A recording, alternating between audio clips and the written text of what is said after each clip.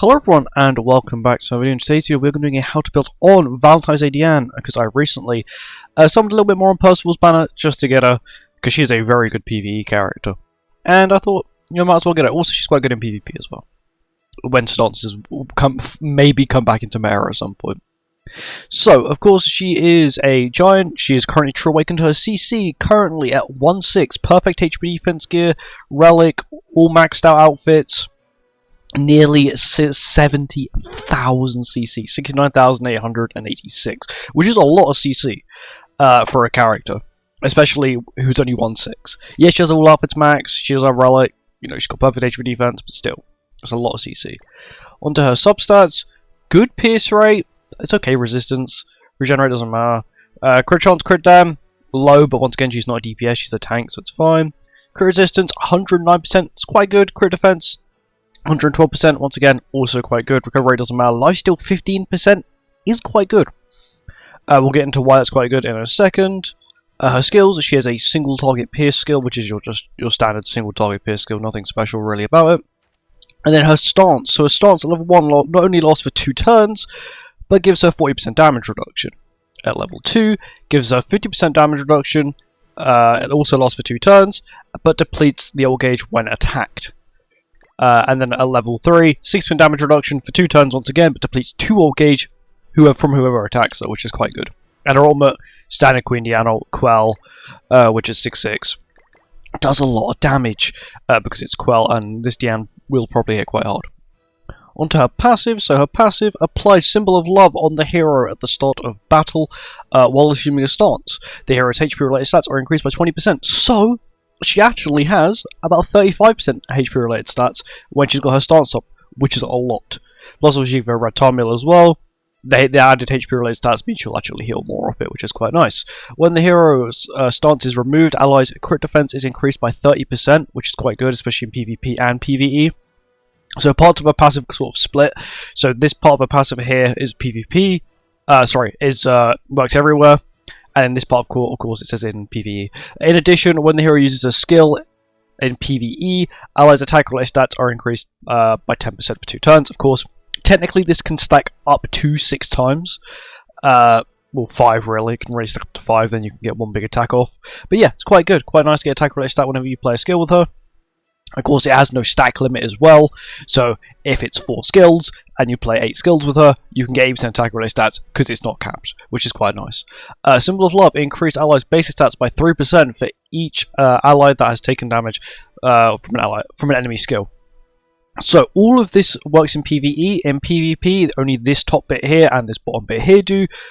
This one doesn't, as you can see here, it says in PvE, which is completely fine. Apart from that, the top and bottom bit work, which is mainly what you want. The basic stat boost, the HP boost, the crit defense, that's really what you're going to want from it anyway. But you also then have a relic, which increases allies' damage dealt by 30% for 2 turns when the hero assumes a stance, which is once again quite good. You've got the attack related stat boost, you've got a damage increase, you've got her own damage reduction. The only thing she doesn't provide that the other Queen Diane does is a whole team 40% damage reduction whenever she has a stance applied. But that's okay, because she does provide 30% basic stats, which in my opinion is probably a lot more beneficial, because, you know, if you don't have a stance up, you know, you have to have a stance up for the damage reduction. If you don't have a stance, you know, the damage reduction is completely useless. Whereas in this Diane, will always provide you with the 30% basic stats when you reach 30%. Which is quite good. For gear, 100% HP defense. She is a tank. She is built to be a tank. She is built to absorb as much damage as possible. And of course, because she's a Diane, she does share the same gear as Queen Diane. So if you've got Queen Diane, you definitely have 100% have HP defense UR gear for her. So just put on this one. You know, you can share the gear set. That's what I do. I just share the gear sets between them. Outfits wise, this Diane does provide you with these 2 outfits here, my favourite one actually being this one, the more basic looking one. And then of course she shares outfits with the other Diane, so you've got Hawk Pass one, you've got the SSR variant of the default Queen Diane, with the UR one, then you've got the hero suit, and you've got an event, and then there you go. That's the paid one, as diamond one as well. Weapons wise, Hawk Pass, OG Queen Diane, and then this new Queen Diane as well does give you a weapon, which is quite nice, sort of suits the outfit quite a bit. Headgears, you've got the Hawk Pass one, the normal Queen Diane one, you've got the Affinity Queen Diane one, you've got this, the Affinity one for Queen Diane, so from this one, which is the Valentine's Day variant, and then this one which comes with the outfit.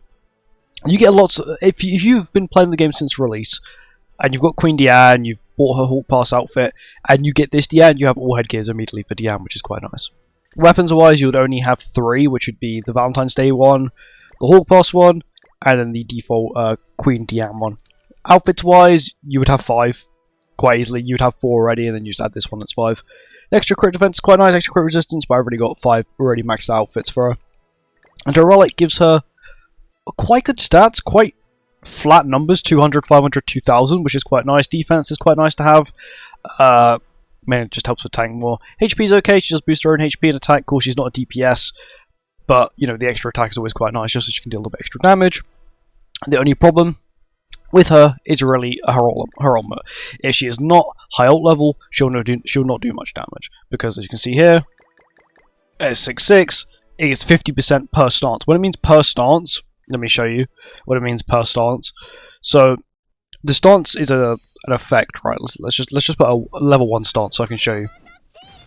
Let me just turn the game audio down because it's quite loud. As you can see here, she's got 2 stances there, so this would do 10% more damage. Let me just use the ultimate here. I get 155k.